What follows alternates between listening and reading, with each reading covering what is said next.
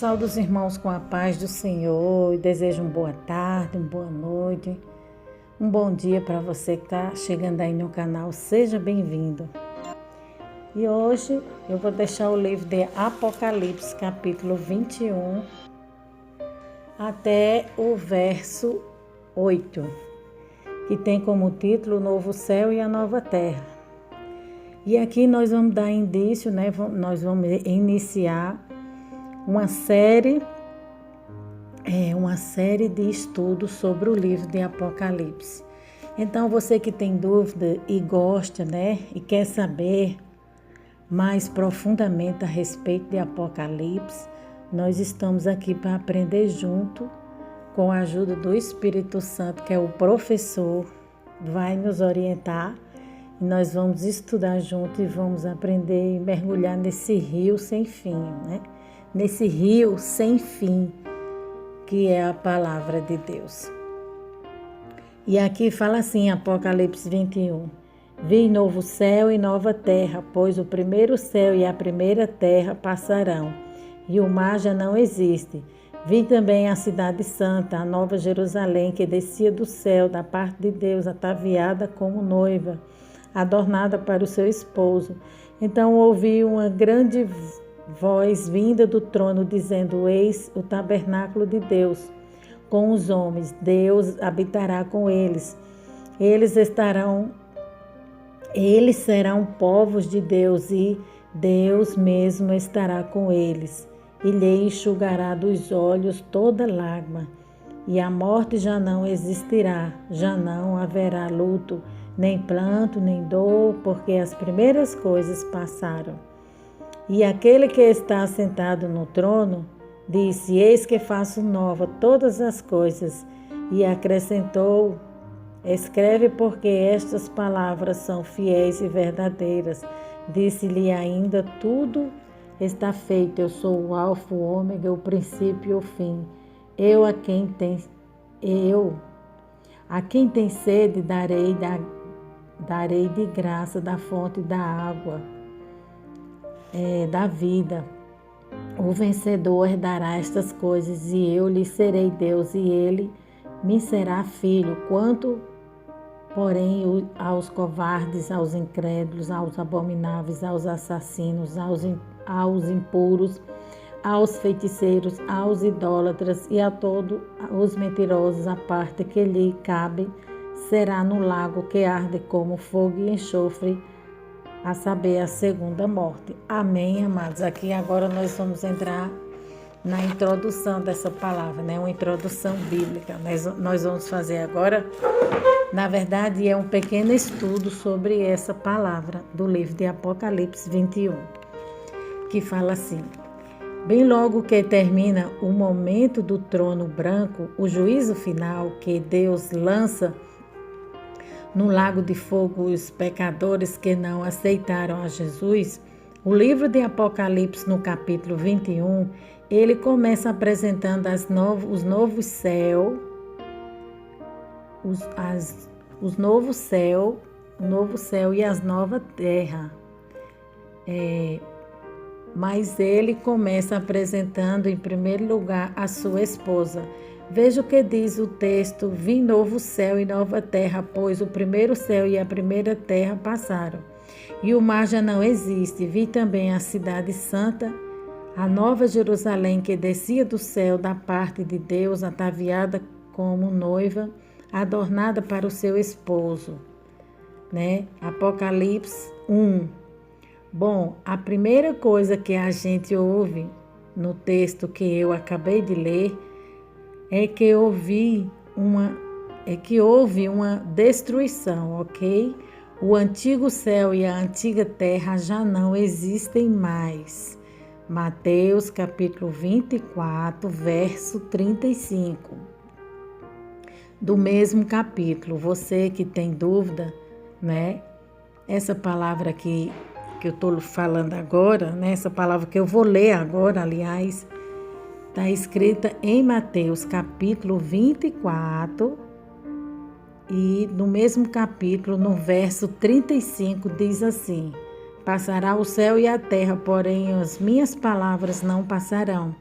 Em 2 Pedro, capítulo 3, verso 10, diz assim: virá, entretanto, os céus passarão com estrepitoso entrando, e os elementos, se desfarão abrasados. Também a terra e as obras que nela existem serão atingidas. Ele está falando aqui, o comentarista, que provavelmente a gente lendo o texto e o contexto de Apocalipse, você vai entender que existia uma terra e um céu, mas já ficou para trás, Já não existe mais. Então agora Deus vai trazer um novo céu e uma nova terra, como está escrito em Apocalipse. Visto que todas as coisas hão de ser assim desfeito, deveis ser tais como os que vivem em santo procedimento e piedade. Então aqui a gente percebe que entre o capítulo 20 e o capítulo 21 de Apocalipse, houve a destruição, houve a renovação dos céus e a terra. Então, obviamente, a terra que nós vamos habitar não é a mesma terra que nós estamos habitando agora. E os céus que fala do firmamento e tudo mais também não serão os mesmos, tá? A segunda coisa que a gente vê neste texto é a descrição da cidade. A cidade é chamada da noiva, mas não é só a cidade, são também aqueles que moram nela, que é a sua igreja. Porque quando João vê a cidade, a glória, o esplendor, a beleza, a refulgência, A palavra refulgência significa brilho, resplendor, aleluia. O brilho é tão maravilhoso que ele compara a uma noiva adornada, toda vestida para o casamento. Ele está falando aqui que foi a visão que João teve. João estava preso na ilha de Patmos, por proclamar a palavra de Deus, por anunciar a palavra de Deus. Então, o imperador daquela época, se eu não me engano, foi Constantino, o prendeu e lançou ele na ilha de Patmos, condenou ele lá. Só que ali, Deus fez algo extraordinário na vida de João. Deus abriu o livro de Apocalipse. Deus deu uma revelação dos altos céus para João e falou que era para ele escrever tudo o que ele estava vendo da parte de Deus, que serve para a nossa edificação espiritual. Tem muita gente que encontra dificuldade de ler e de entender o livro de Apocalipse. Porém, já existem outras pessoas que têm facilidade de entender o livro de Apocalipse. Eu vejo assim, que quanto mais você se entrega a Deus, mais fácil fica de você entender a sua palavra.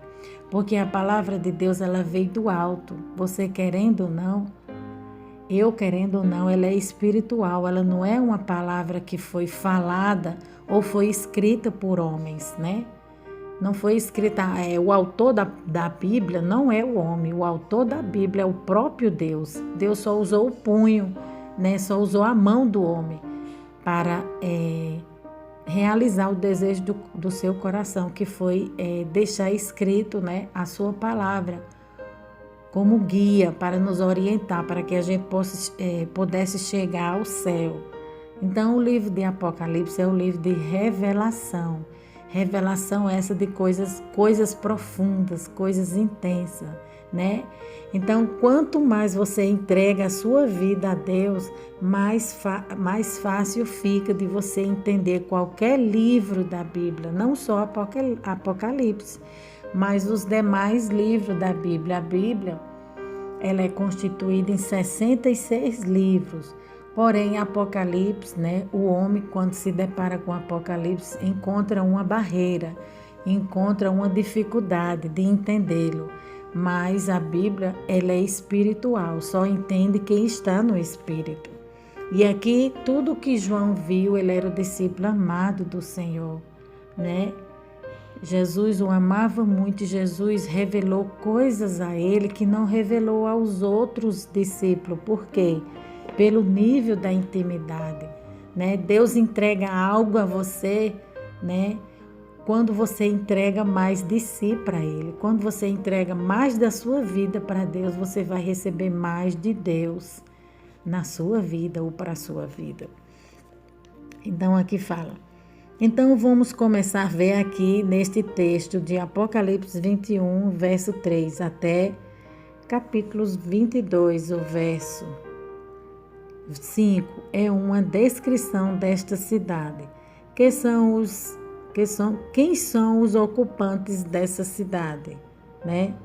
Cidade de Jerusalém. Agora o comentarista ele vai falar, né, da cidade santa e o que tem lá dentro e quem está lá dentro, quem mora lá dentro. É isso que ele vai falar agora.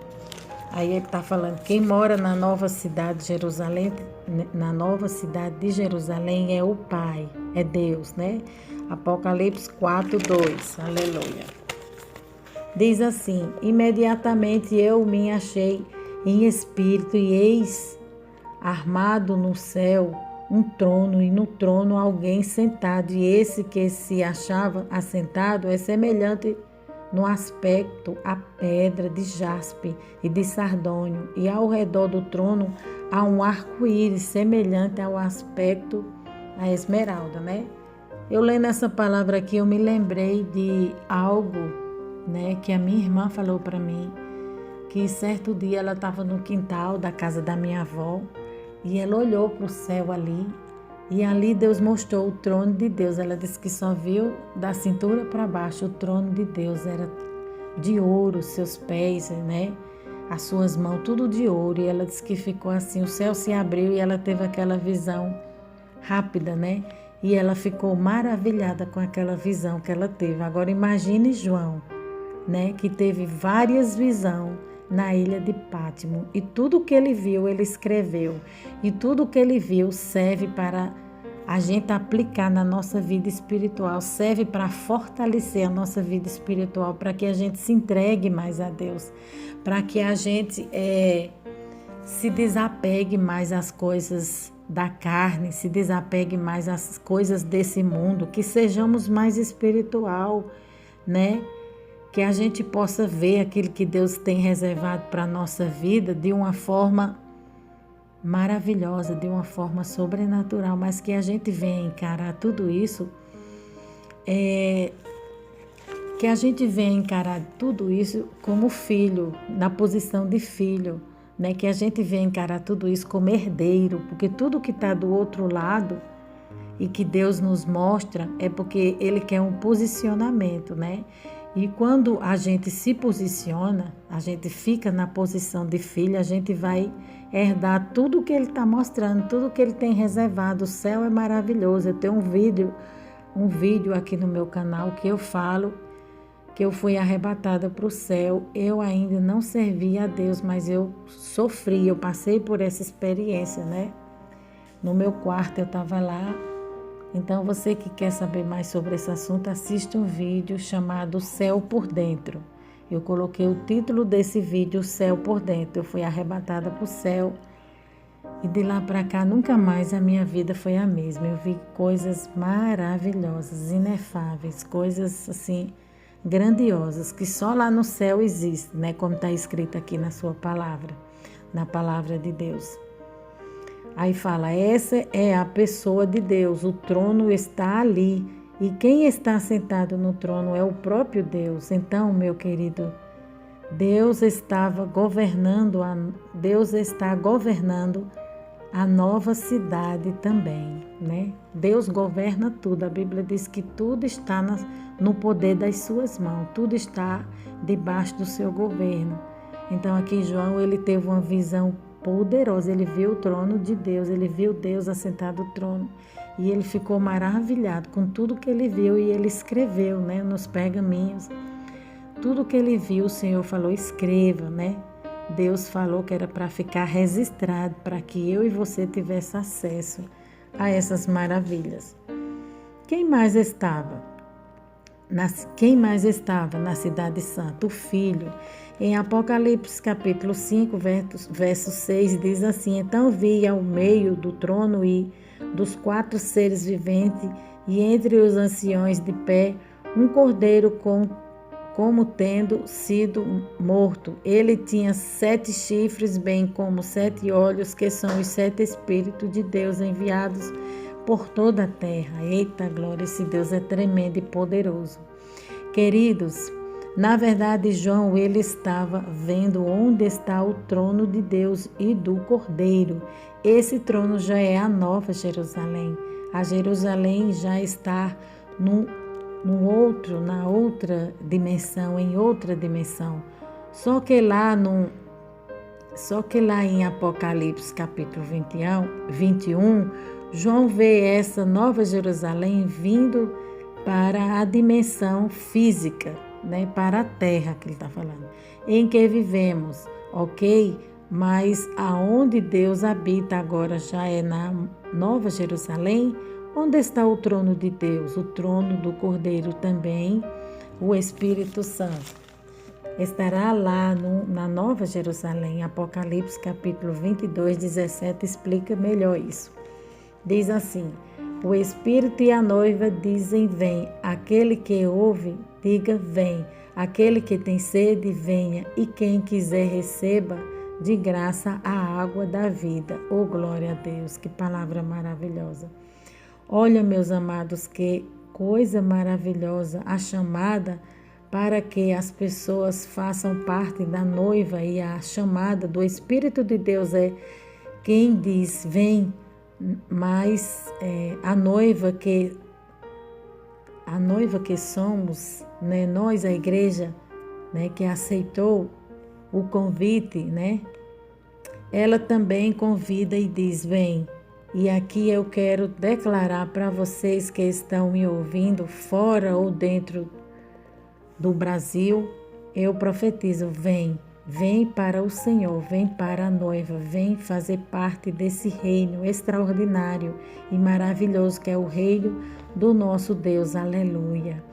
E a Bíblia diz, aquele que tem sede, venha, e quem quiser receba de graça a água da vida, meu amado. Você não tem que pagar, porque o preço já foi pago na cruz, né, por Jesus. Jesus na cruz do Calvário nos dá acesso a Deus, é isso que ele quer falar. Através do preço que Jesus pagou, derramando o seu sangue, derramando a sua vida ali na cruz do Calvário, ele nos dá acesso a Deus, né? Você não tem que merecer, mas reconhecer que Jesus é o nosso Senhor, né? É o Senhor da sua vida.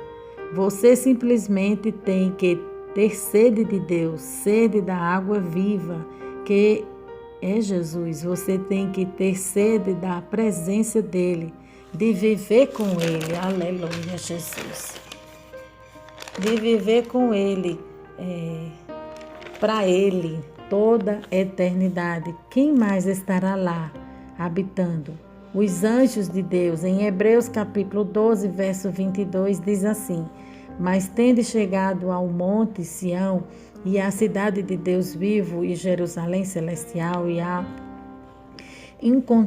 incontáveis hostes de anjos e a universal assembleia, a igreja dos primogênitos arrolados nos céus, e a Deus, o juiz de todos, e os espíritos dos justos aperfeiçoados, e a Jesus, o mediador da nova aliança, e ao sangue da aspersão, que fala coisas superiores ao que fala o próprio Abel. E aonde nós chegamos, irmãos, aonde nós chegamos, com direitos ainda, nós não estamos vendo tudo isto acontecer, mas já é nosso. O direito já é nossa herança, já é nosso destino. Por isso, a Bíblia diz, o monte onde está, né? O monte onde está, ó morte, onde está a tua vitória? Onde está, ó morte, o teu aguilhão? Queridos, essa é a herança de quem crê. Essa é a herança de quem se entrega a Jesus. A Bíblia diz que somos co-herdeiro com Cristo. Tudo que Ele conquistou na cruz, tudo que Ele conquistou nas regiões celestiais, né? Aquele que é filho de Deus tem direito a essa herança, né? Na glória e do seu povo, da sua igreja, ele está falando aqui. Chegar no Monte Sião é porque a cidade. Chegar no Monte Sião é porque é a cidade de meu Deus. O Deus vivo, ela vai descer do céu e ela vai descer até onde está o Monte Sião. Estão literalmente, o céu estará na terra. Quem está lá? Todos os seres celestiais, serafins, querubins e seres viventes. Ele está falando que no céu vai estar o Pai, na Nova Jerusalém, na cidade adornada, na cidade santa. Quem está nessa cidade? O Pai, o Filho, o Espírito Santo de Deus e os anjos, querubins e os seres viventes. E quem mais vai estar lá? A Igreja de Cristo. Todos nós que fomos santificados, redimidos. A palavra redimido significa reconquistado, readquirir, né? Adquirir de novo o que é seu. Redimidos, aquele cujos nomes foram escritos no livro da vida do Cordeiro, que foi morto desde a fundação do mundo. Todos os redimidos de todas as épocas, de todas as nações, desde Adão, né? Adão vai estar lá no céu, Abel vai estar lá no céu, Moisés vai estar lá, Abraão, Isaac, Jacó, né? E todos aqueles que aceitaram a Jesus, né? E seguiram e obedeceram a sua palavra. Todos os que creram na redenção que o Senhor faria um dia na vida deles. Agora nós vamos ver quem estará fora da cidade de Deus. Agora ele vai falar, aqui o comentarista, né, daqueles que estarão fora. Até agora ele falou dos que estarão na cidade santa, né? Ele falou do povo de Deus, da cidade de Deus. Ele falou do Espírito Santo, falou dos redimidos. Agora ele vai falar dos que vão ficar de fora, como está escrito lá no livro de Apocalipse 21:8, que fala assim. Agora nós vamos ver quem estará fora da cidade de Deus. Apocalipse 21, capítulo, Apocalipse capítulo 21, verso 8, diz assim: Quanto, porém, aos covardes, aos incrédulos, aos abomináveis, aos assassinos, aos impuros, aos feiticeiros, aos idólatras e a todos os mentirosos, a parte que lhe cabe será no lago que arde com fogo e enxofre, a saber, a segunda morte. Vamos agora pensar aqui nessa classe de pessoas que ficaram de fora. Os covardes são aqueles que têm medo de assumir a sua fé. Os incrédulos, ele está falando que aqui vai ficar de fora os covardes. Por quê? Os covardes, Jesus não falou, Deus não falou para Gideão que os covardes e os medrosos voltem, né? É porque essas pessoas simbolizam, né? Está mostrando que elas vão ficar de fora. Por quê? Porque elas negaram a sua fé em Deus, negaram a sua fé em Cristo Jesus. Então essas pessoas vão ficar de fora, não vão entrar no céu, não adianta. Né? Tem que ser corajoso, tem que ser valente. No céu vai entrar os valentes, né? O céu é tomado à força, né? O céu a gente tem que ter fé para entrar dentro dele, tem que ter coragem, né? Determinação, obediência, né? Santidade, temor, ouvir a voz de Deus. Aí aqui fala, os covardes são aqueles que têm medo de assumir a sua fé, né? E os incrédulos é porque não aceitaram que Jesus é o caminho, a verdade e a vida. Aquelas pessoas que a gente prega, né? Morre de pregar para as pessoas e as pessoas não acreditam nunca em Jesus. Então, essas pessoas são intitulados incrédulos, né? A Bíblia os chama de incrédulos e eles ficarão fora do reino de Deus. Eles não participarão, né? da cidade santa, de jeito nenhum. Os abomináveis são pessoas que praticam várias coisas ruins. Exemplo, em Provérbios capítulo 6, verso 16 diz: 6 coisas o Senhor aborrece, e a sétima a sua alma abomina. Né? Eu já li isso, né? Eu dei um estudo sobre isso aqui no canal. Mas eu vou falar porque faz parte da lição. Isso aqui é um estilo de poesia hebraica, nunca quer dizer que só a última que ele abomina, né? Ele está falando que só a última pessoa do texto dessa palavra, do ensinamento dessa palavra, ele abomina. Não, tudo que vai ser falado aqui sobre a abominação dentro desse texto, dessa leitura da Bíblia, a Bíblia está relatando que Deus abomina tudo que vai ser citado aqui. São sinônimos. Aborrecer algo que aborrece porque é algo abominável, porque ele rejeita. Então ele diz em Provérbio capítulo 6, verso 17, olhos altivos, língua mentirosa, não que derramem sangue inocente. Ele está falando, a Bíblia diz que Deus resiste ao soberbo, mas dá graça aos humildes. Língua mentirosa, o pai da mentira é o diabo, nós sabemos, né? O nosso Deus é verdade. Mãos que derramam sangue inocente são pessoas que matam. E aqui eu entendo, e eu incluo o aborto. Saiba você que existe pessoas que defendem o aborto. São responsáveis, autoridades que aprovam, né? E aprovam lei, né?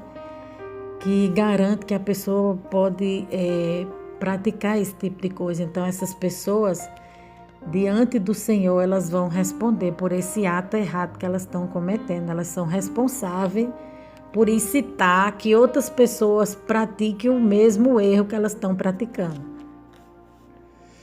Pessoas que aprovam o aborto são responsáveis porque estão derramando sangue inocente. Pessoas que fazem guerra também, ele está falando aqui que só quem tem direito de tirar a vida e de dar a vida é o Senhor. Então a vida não pertence a nós, a nossa vida pertence a Deus. Então só quem tem direito de tirar a nossa vida e de devolvê-la de novo é o Senhor, né? Esse direito, essa autoridade foi outorgada, só pertence ao Senhor, é dele, né?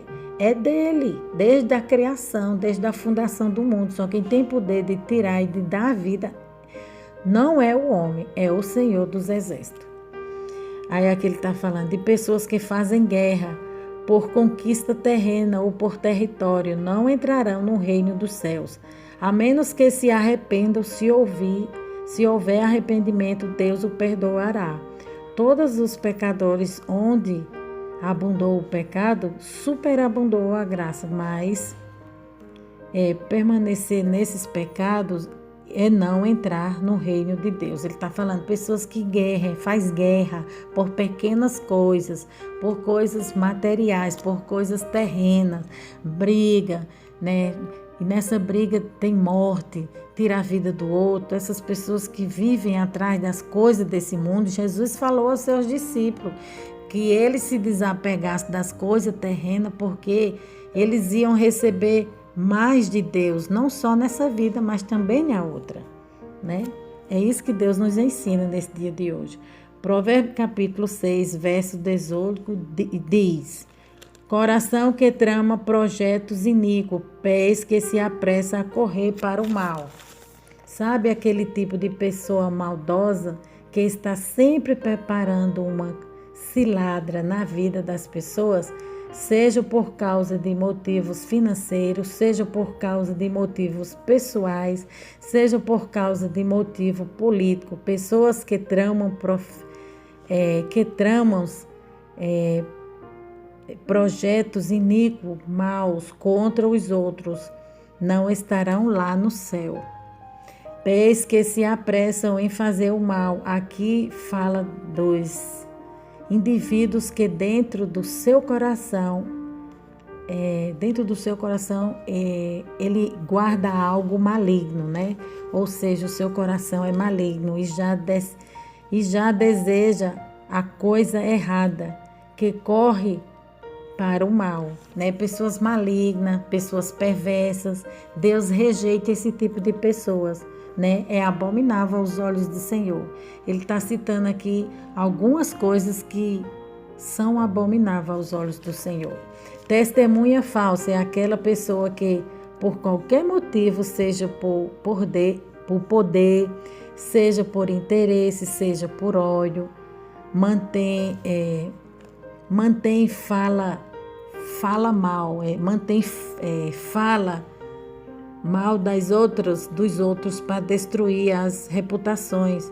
Pessoas que têm prazer em destruir a reputação dos outros, né? Porque são pessoas perversas, são pessoas invejosas. E o que semeia contenda entre os irmãos, são pessoas fofoqueiras, onde ela chega, em vez de cobrir a transgressão do irmão, né? Em vez de calar, ficar quieto e orar para que Deus transforme aquele irmão, faça a obra, ele faz questão de revelar, né? Para ver o circo pegar fogo, revelar o pecado. Tem pessoas que sabem o pecado do seu irmão, revela não só a outra pessoa, mas também nas redes sociais, né? E a gente sabe que existe no Código Penal, né? Isso aí é um crime, né? É calúnia e defamação. Então, primeiramente na lei de Deus é um crime, depois na lei dos homens também é um crime.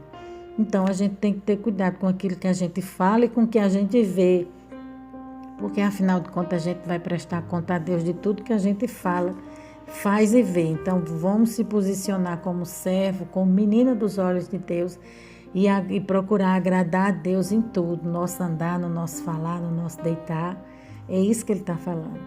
Então, aqui tem uma lista de pessoas que a Bíblia diz que não entrará no céu. Covarde, incrédulo, abomináveis, assassinos, impuros. São pessoas que vivem em imoralidades, né? Feiticeiro, eu não sabia, descobri hoje. Feiticeiro, a palavra feiticeiro no grego é formakeia. Formakeia. Isso inclui droga, ou seja, porque naquela época os feiticeiros eles usavam de drogas para invocar demônios, né? Não existe pessoas que quando tá drogada vê demônio, né? A gente tá feio de ver relatos nas redes sociais de pessoas que faz uso de droga e elas começam a ver demônio. Por quê? Porque elas abrem brecha, elas dão legalidade, né? Elas abrem brecha na sua vida para que Satanás usem ela, para que o diabo entre na vida dela, se apodere da vida dela, aflige a vida dela. Assim eram os feiticeiros da época. Para eles invocar os demônios, eles usavam droga, quer dizer, eles abriam mais legalidade. Quando a pessoa usa droga, né, ela abre uma porta no mundo espiritual para que os demônios entrem na sua vida, se alojem na vida dela e comecem a torturar, comecem a perturbar, né? Ela está invocando o diabo quando ela faz esse tipo de coisa. Então, os feiticeiros também tinham essa prática, ele está dizendo. Então, se você está achando, né, tudo bem fumar um baseado, cheirar uma coca, né, cocaína que ele está falando, e achar que você vai entrar no céu, você está completamente enganado, porque o céu é lugar santo, o céu é a morada de Deus, né? O céu é um lugar puro, só vai entrar no céu quem pratica a palavra de Deus, quem coloca ela na tábua do seu coração, quem vive ela, quem anda nos caminhos dela. Então, aquele que vai entrar no céu é aquele que renuncia o pecado, que deixa o pecado de lado, aceita Jesus e começa a andar em novidade de vida. Aí aqui ele está falando, você pensa que vai entrar no céu, aí ele está falando, de jeito nenhum, né? Tá tudo errado, pense muito bem, porque é melhor você pedir a Jesus para te libertar e não andar nesse pecado, porque os feiticeiros, essa palavra tem a ver com drogas, certamente ficará de fora, né? Os idólatras são pessoas que colocam na frente de Deus qualquer coisa ou qualquer pessoa. A Bíblia aqui está falando dos que andam nesses pecados. A localização, agora ele vai falar sobre a cidade santa, né? Ele falou até agora sobre os que vão ficar de fora, né? Fora dessa cidade santa. Agora aqui ele vai dar alguns relatos sobre a cidade santa, vai falar algumas coisas a respeito da cidade santa. A localização da cidade, alguns acreditam que a Nova Jerusalém, que desce dos céus, ela vai ficar, na verdade, como se fosse suspensa no ar. E a nova terra e será um satélite dela. A nova terra vai girar em torno da Nova Jerusalém. Isso é uma das teorias, né, dos homens. São os estudiosos que falam assim. Mas há uma outra teoria. A palavra teoria significa conjuntos de regras ou lei. Há uma outra teoria que diz que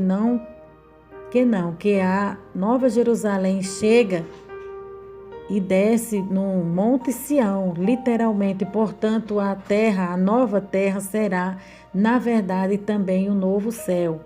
Eu, pessoalmente, acredito mais nessa interpretação. Ele está dizendo que a nova terra e um novo céu que Deus tem preparado para nós vai descer lá no monte. Ele está aqui. Ele está falando aqui, ó. Deixa eu ler de novo para os irmãos entenderem bem. Aqui fala assim.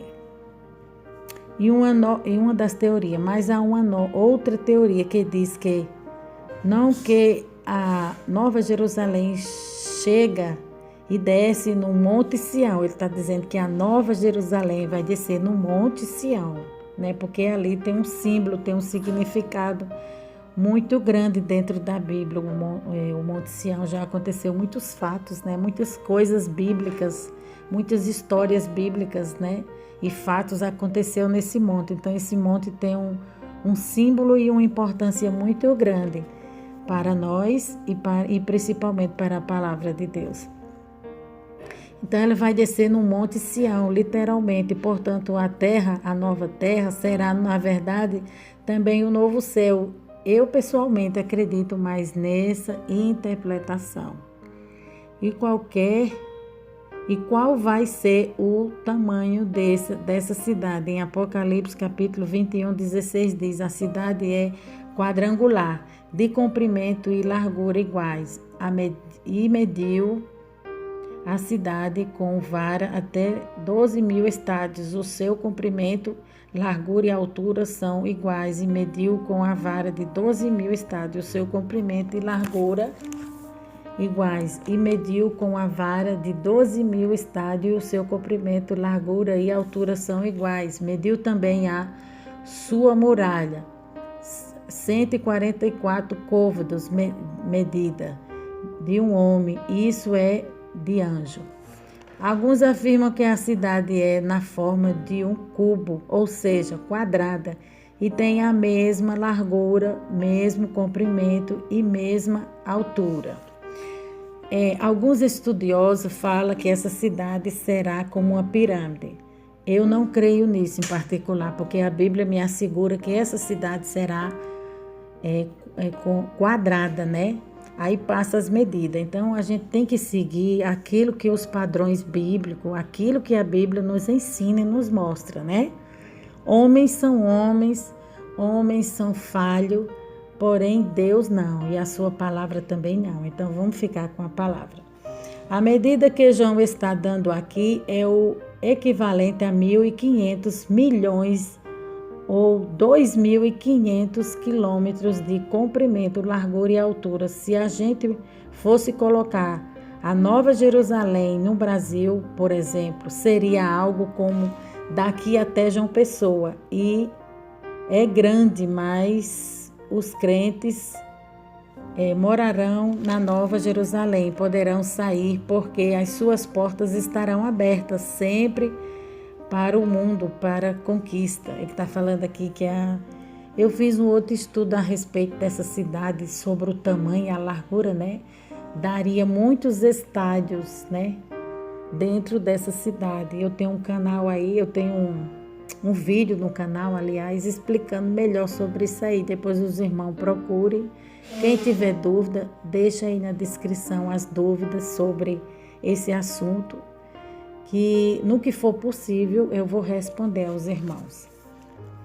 As muralhas são aproximadamente de 70 metros de altura e cubo e 44 côvados e são feitas de jaspe. Apocalipse, né? Em Apocalipse capítulo 21, 17, verso 18 diz: mediu também a sua muralha 144 côvados, medida de homem, isto é, de anjo. Um côvado é mais ou menos do cotovelo até a ponta do dedo, aproximadamente 45 a 50 centímetros. Então a muralha, aleluia, Jesus querido. Então a muralha é de 70 metros de altura. Os portões da cidade são 12, e 3 são para o norte, 3 para o sul, e 3 para o leste, e 3 para o oeste. Apocalipse capítulo 21, 12, tinha grande e alta muralha, 12 portas, e junto às portas dos anjos, e sobre elas nomes escritos, que são os nomes das 12 tribos dos filhos de Israel. Ele está falando aqui que são 12 portas no céu, são 12 pérolas. Essas portas no céu são 12 pérolas preciosas, enormes. E em cada porta, em cada pérola está escrita, né, as tribos de Israel, né, o nome de cada tribo, ou seja, Levi, né, e por aí vai. Levi tem os nomes de cada uma, está escrito lá. Aí aqui fala, 3 portas se acharam ao leste, 3 ao norte, 3 ao sul e 3 ao oeste. As 12 portas são as 12 pérolas, e cada uma dessas portas de uma só pérola. A praça da cidade é de ouro puro, como vidro transparente. As suas portas nunca, jamais se fecharão de dia, porque nela não haverá noite. Então, ou seja, ele está falando que lá no céu, como está escrito aqui na palavra de Deus, a palavra de Deus que está relatando, que está falando, que lá no céu não haverá noite, porque a noite simboliza trevas, né? A Bíblia fala sobre isso, a noite significa trevas. Então, lá para subérgia, lá no céu é só dia, é só luz, é o esplendor, é a glória de Deus que vai estar iluminando, né, irradiando aquele lugar. É o poder de Deus, né, a presença de Deus que vai iluminar, né, toda a mansão celestial. Lá não existe noite, lá só existe dia. E as portas do céu estarão abertas, dando acesso aos santos, né? Aos que moram lá. As portas do céu vão estar abertas para que o povo de Deus entre e saiam livremente daquele lugar. As ruas são de ouro puro. Apocalipse, capítulo 21, 18, está escrito. A estrutura da muralha é de jaspe. Também a cidade é de ouro puro, semelhante a vidro límpido. A gente já ouviu muito testemunho de pessoas que foram para o céu, que relata que a rua lá no céu é puro ouro, né? As mansões celestiais é puro ouro e os muros são de jaspe, são de vidro límpido. Então a Bíblia comprova tudo isso, né? A Bíblia, ela fala que é real, que realmente existe tudo isso. Então, o lugar para onde Deus tem preparado para nós é um lugar maravilhoso. Cabe a mim, cabe a você, cabe a nós se posicionar para que a gente chegue lá. Amém? E aqui termina o comentário bíblico. Nós vamos entrar para o livro de Apocalipse, capítulo 21, até o verso 8, que tem como título assim, foi a palavra que Deus me deu, que tem como título assim na Bíblia: o novo céu e a nova terra. Vi novo céu e nova terra, pois o primeiro céu e a primeira terra passaram e o mar já não existe. Então aqui o escritor está falando que João teve uma visão poderosa das coisas do porvir, das coisas que ainda vão acontecer, porque a Bíblia, a palavra de Deus, ela fala muito do presente, mas ela também fala do passado e ela também fala do futuro.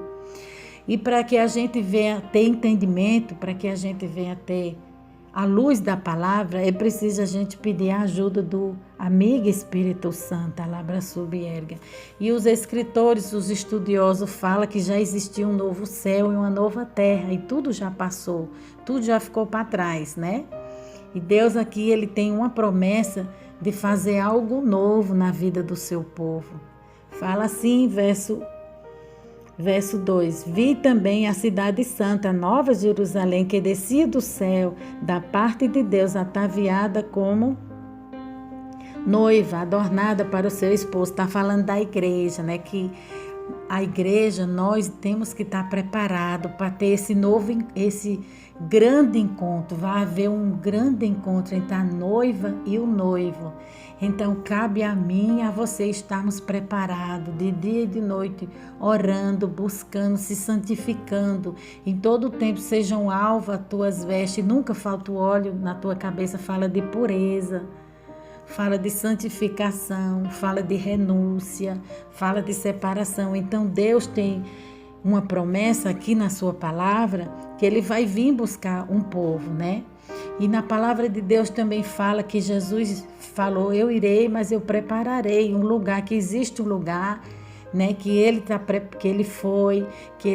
preparando, que esse lugar é real.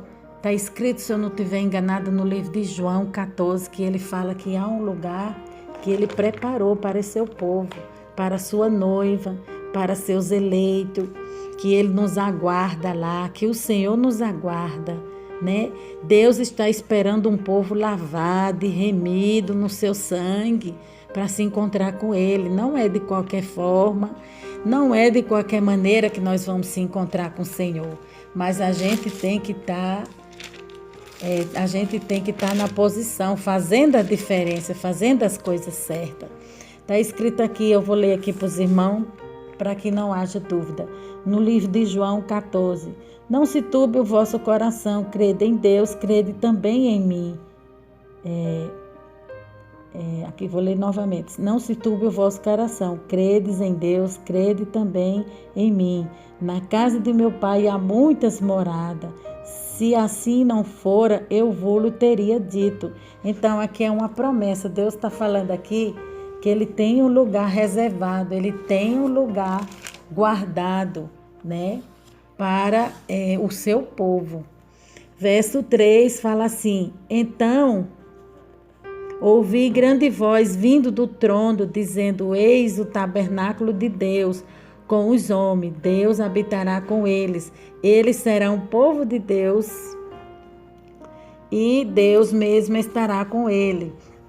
Aqui é a promessa do novo céu e da nova terra que Deus está falando, que Ele vai descer, essa terra vai existir. A gente não sabe de fato a forma certa como vai acontecer esse fenômeno, mas a gente sabe que Deus, na sua onisciência, onipresença, na sua maravilhosa, no seu maravilhoso poder, Ele tem tudo em suas mãos já preparado. Cabe a mim e a você se posicionar, ficar na brecha, em vigilância, na posição, porque quando as trombetas tocar, só vai ouvir quem tem ouvido ungido. Muitos não vão ouvir, a trombeta vai tocar e muitos não vai estar na posição, então não vai escutar o toque da trombeta. Porém, aquele que tem os ouvidos ungidos, a vida consagrada, a vida derramada e colocada no altar de Deus, anda na lei do Senhor, nos seus preceitos, em obediência, vai ouvir o toque da trombeta, né? Aquele que anda apercebido, ligado com Deus. Nós temos que andar com os pés na terra e a cabeça no céu, né? Eu sempre falo isso, nossos pés têm que estar na terra, trabalhando, executando as tarefas aqui nesse mundo, fazendo as coisas do cotidiano, do dia a dia, mas a nossa mente é a mente de Cristo. A gente tem que estar com a mente lá no céu, lá em cima, nas coisas do alto, para que quando esse fenômeno tudo que está preparado aqui, né? Tudo que está reservado, tudo que vai acontecer, a gente esteja pronto, né? Para esse grande dia. Estejamos prontos. Aí aqui fala. Aqui continuando, então, ouvi uma grande voz, né? Eu vou ler novamente. Então, ouvi uma grande voz vindo do trono, dizendo: Eis o tabernáculo de Deus. Com os homens, Deus habitará com eles. Eles serão povo de Deus e Deus mesmo estará com ele. Que maravilha, Deus está no meio de nós. É um só céu, será um só céu e será uma só terra. O dia e a hora nós não sabemos, nós estamos aguardando esse grande acontecimento que vai acontecer a qualquer momento, a qualquer hora, né? Abaixo o Senhor dá uma ordem dos altos céus. Verso 4 fala: Ele enxugará dos olhos toda lágrima, e a morte já não existirá. Já não haverá luto, nem planto, nem dor, porque as primeiras coisas passarão. Então, o passado vai ficar para trás. Nós não temos motivo, né? Nós não temos motivo nenhum. Nós não temos motivo de sobra para ficar lembrando do passado. Existem pessoas que têm a vida presa no passado. Deus está falando: esquece teu passado, porque eu já joguei ele no mar do esquecimento. Então, se o próprio Deus esqueceu do teu passado, esqueceu do meu passado, das coisas que ficaram para trás, não há motivo para a gente estar relembrando as coisas que nos fazem sofrer. Quem gosta de passado é museu, né? O museu gosta de trazer o passado para o presente, mas nós que somos igreja do Senhor, menina dos olhos de Deus, eleita, povo de Deus, a gente gosta de viver no presente. A gente gosta de andar em coisas novas. Aquilo que Deus tem reservado para a nossa vida é o melhor e é nele que nós temos que é nele que nós temos que estar e aguardar, né? As coisas do céu, as coisas maravilhosas do Senhor. E essa palavra também fala que Deus e Ele enxugará dos olhos toda lágrima. Está falando de consolação. Deus trará consolação para o seu povo. Deus tem consolação para a sua igreja. Deus tem consolação para trazer para a tua vida, para esse momento tão difícil que você está atravessando, né? O Deus que promete consolar a sua igreja é o mesmo Deus que promete consolar a tua vida, o seu povo. O Deus que consola, ele também muda a história, né? Aí verso 5 fala: E aquele que está sentado no trono disse: Eis que faço nova todas as coisas. E acrescentou: Escreve, porque estas palavras são fiéis e verdadeiras. Então, tudo que é velho fica para trás. Deus quer que você viva uma novidade de vida, porque tem coisa boa chegando, tem novidade de vida. Deus, ele quer te dar um coração novo, Deus, ele quer te dar um fígado novo, ele quer te dar uma vida nova, um pensamento novo, um baço novo.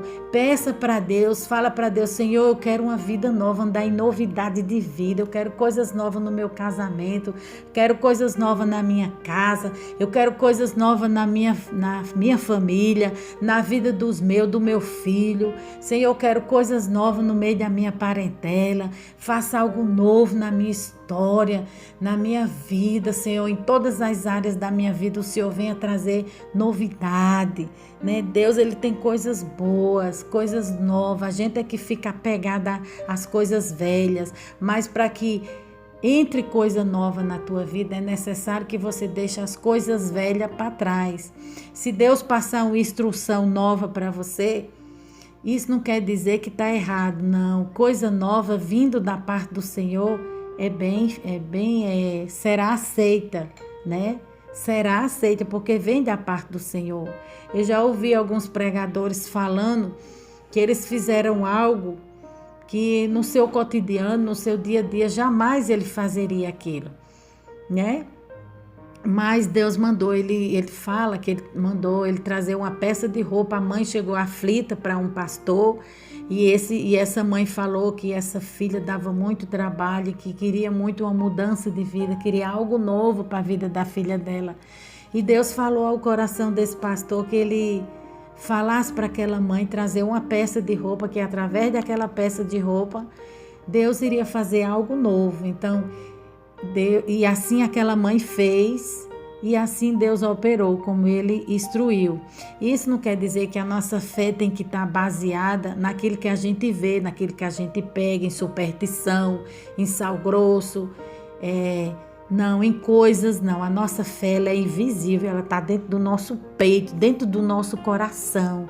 A gente tem que ter certeza e ter convicção que as coisas de Deus ela é operada na medida que a gente usa a nossa fé, né, no mundo invisível. A gente usa a nossa fé no mundo invisível. A gente usa ela de maneira certa, como a Bíblia nos ensina, e as coisas vão acontecer, né? Existem pessoas que fazem uso da palavra de Deus de forma errada e ensina o povo de Deus a usar a sua fé de forma errada, que para Deus operar na sua vida você tem que dar algo, fazer algo. Não, Deus quer que você use a tua fé. Nós cremos num Deus que tudo pode, que tudo faz. Ele só quer que você use dentro do teu peito, dentro do teu coração, a tua fé invisível, né? Fé é o firme fundamento das coisas que nós não vemos, mas nós cremos. Então, isso aqui foi algo novo que Deus trouxe para aquela ocasião, para a vida daquele pastor. Então, a nossa fé ela não deve se assegurar, ficar suspensa, ficar segura nesse tipo de coisa, né? Que Deus vai operar só se eu trouxer uma foto, Deus só vai operar na vida do meu filho, da minha filha, se eu trouxer uma peça de roupa, se eu trouxer um sapato, se eu ungir, se eu levar um sal grosso. Não, nada disso. A fé ela não é baseada, ela não é, a nossa fé não está sustentada nesse tipo de coisas, né? Isso aí já sai da palavra de Deus. Se a sua fé estiver segura nesse tipo de coisa, já foge dos padrões bíblicos. Você tem que crer que você vai orar e vai acontecer. É isso que Deus está falando, né?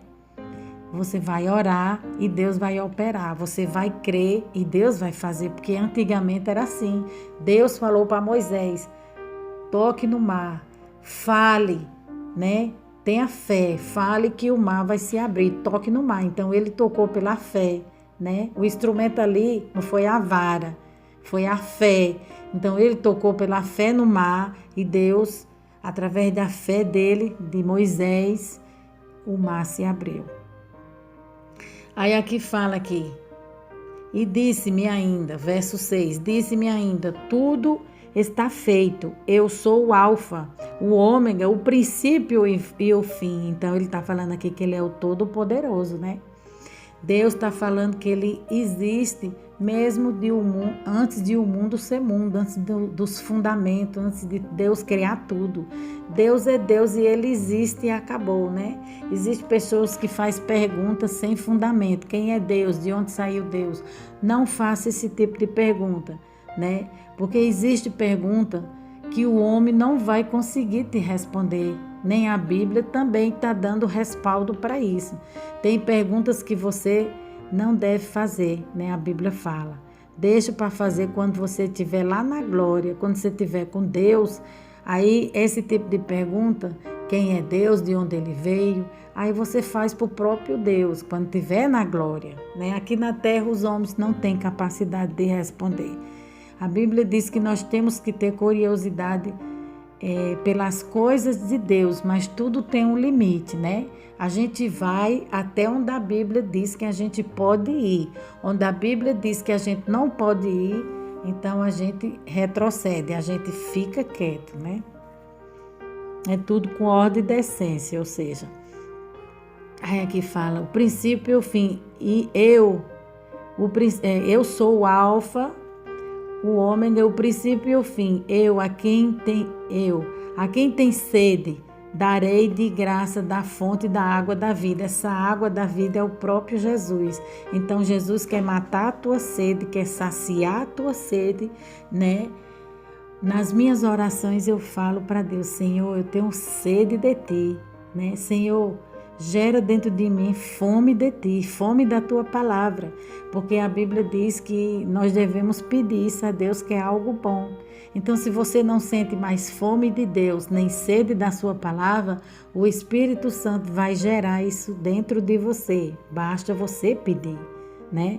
Verso 7 fala: o vencedor herdará estas coisas e eu lhe serei Deus e ele será meu filho, né?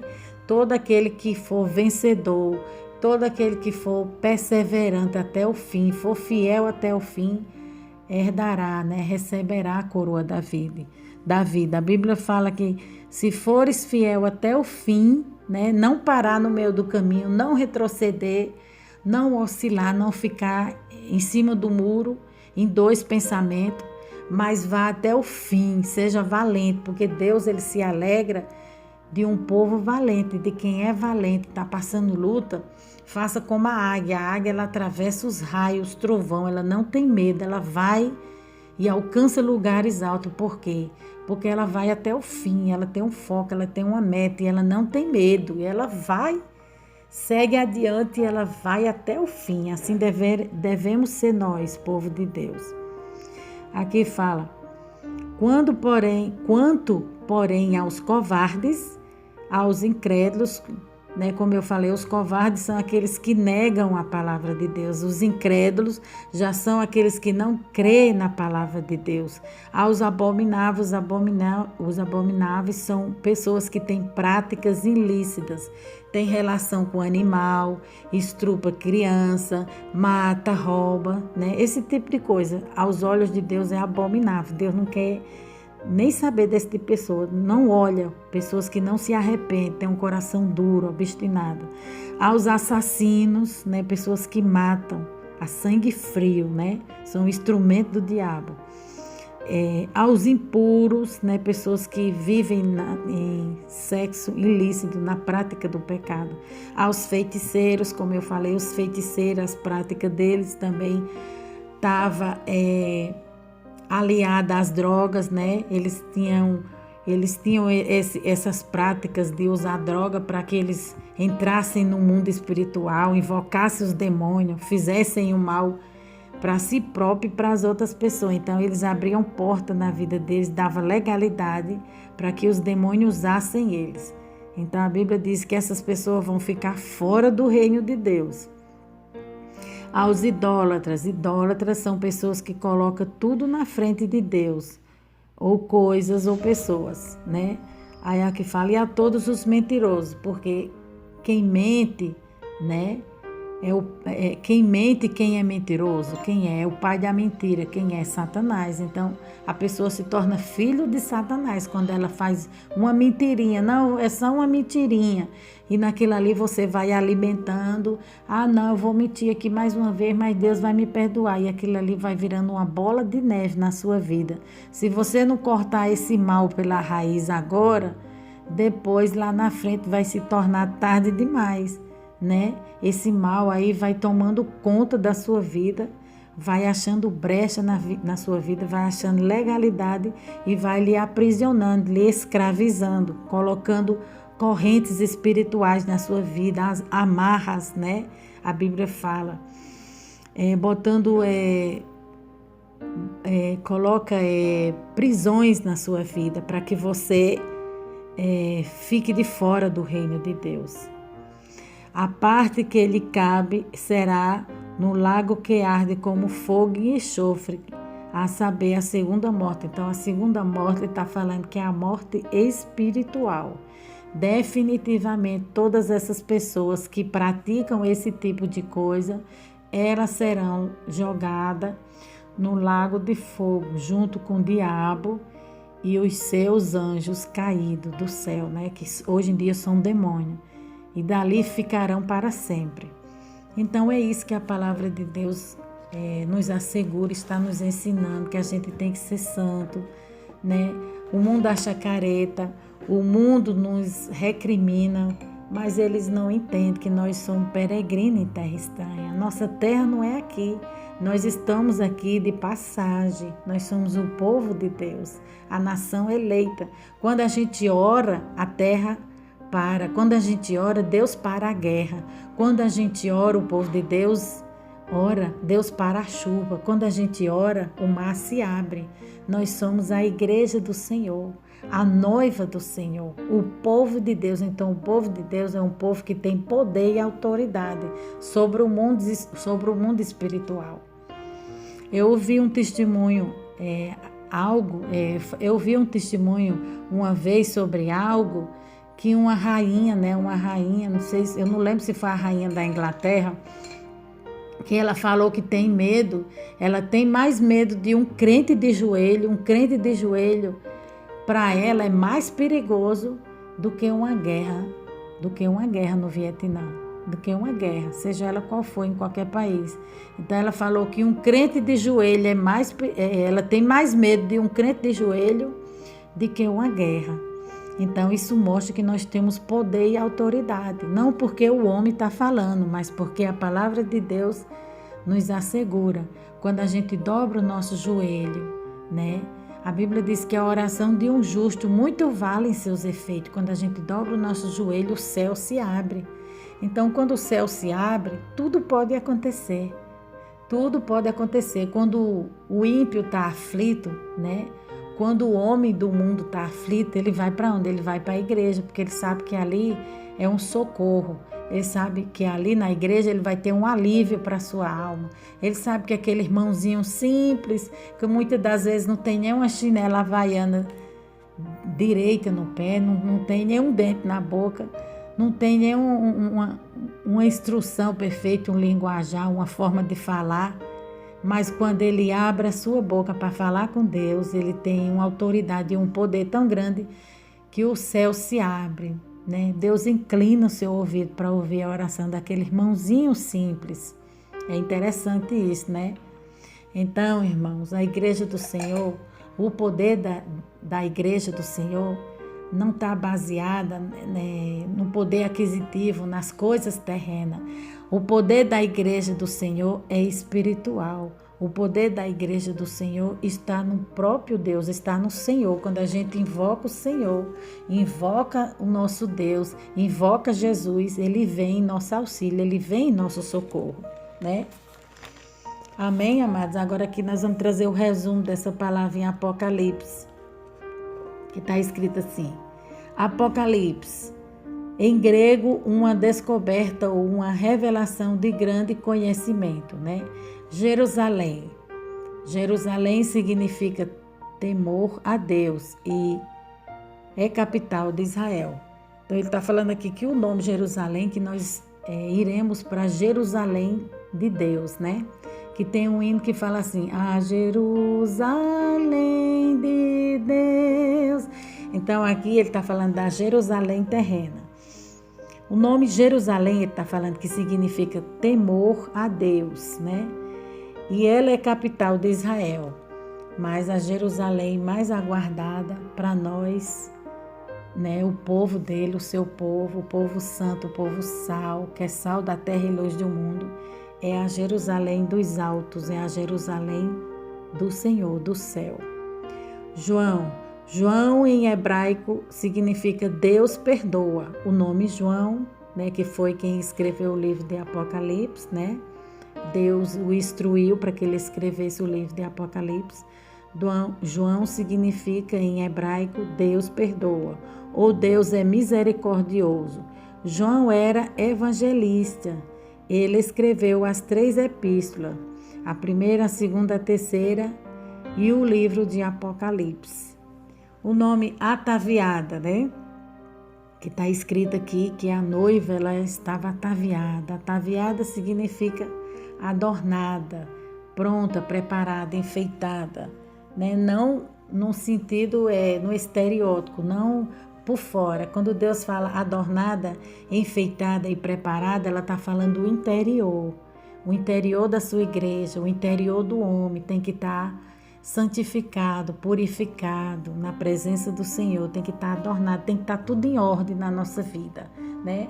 Quando Jesus vier buscar a sua noiva, o seu povo, tudo tem que estar em ordem na nossa vida, nada pode estar fora do lugar. Então é por isso que a gente tem que começar a endireitar as coisas agora, para que quando o Senhor, para que quando a gente se encontrar com o nosso Senhor, estejamos prontos, estejamos preparados. Amém, amados? Vamos orar?